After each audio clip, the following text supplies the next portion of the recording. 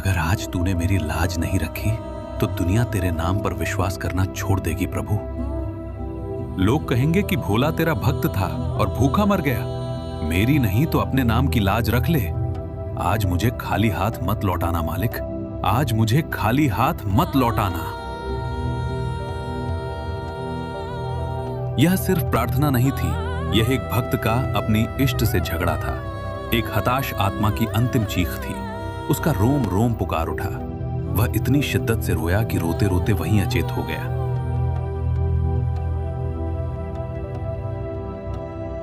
कहते हैं जब भक्त की पुकार सच्चे दिल से निकलती है तो वह सातों आसमान चीर कर परमात्मा के सिंहासन तक पहुंचती है।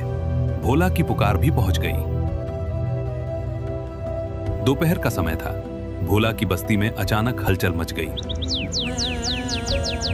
धूल के गुबार उड़ने लगे। घोड़ों की टापों और हाथियों के चिंघाड़ने की आवाजें आने लगी। बस्ती के लोग अपने अपने घरों से बाहर निकल आए। सब हैरान थे।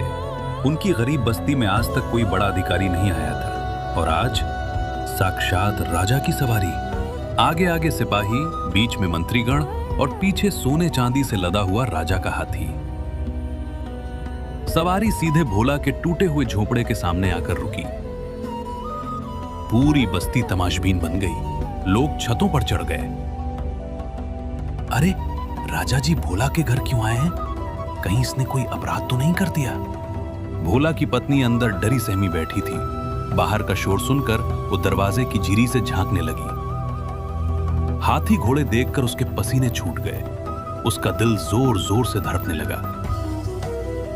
उसे लगा कि सुबह उसने भोला को धमकाया था, कहीं उसने गुस्से में कुछ कर तो नहीं दिया। यह भोला भक्त का घर है? पत्नी ने कांपते हाथों से दरवाजा खोला। सामने राजसी वस्त्रों में सजे मंत्री को देखकर उसकी आवाज बंद हो गई। जी हाँ, लेकिन वो घर पर नहीं है। कोई बात नहीं देवी, महाराज स्वयं पधारे हैं। इतना सुनते ही पत्नी के होश उड़ गए। वो लड़खड़ाती हुई बाहर आई। उसने देखा कि एक दिव्य पुरुष हाथी से उतर रहे हैं। उनके चेहरे पर ऐसा अलौकिक तेज था कि आंखें चौंधियां जाएं। वे साक्षात उस नगर के राजा के रूप में थे, लेकिन वास्तव में वो भक्त की लाज रखने आया स्वयं परमात्मा था। भोला की पत्नी ने घबराकर हाथ जोड़ लिए और जमीन पर माथा टेक दिया। महाराज,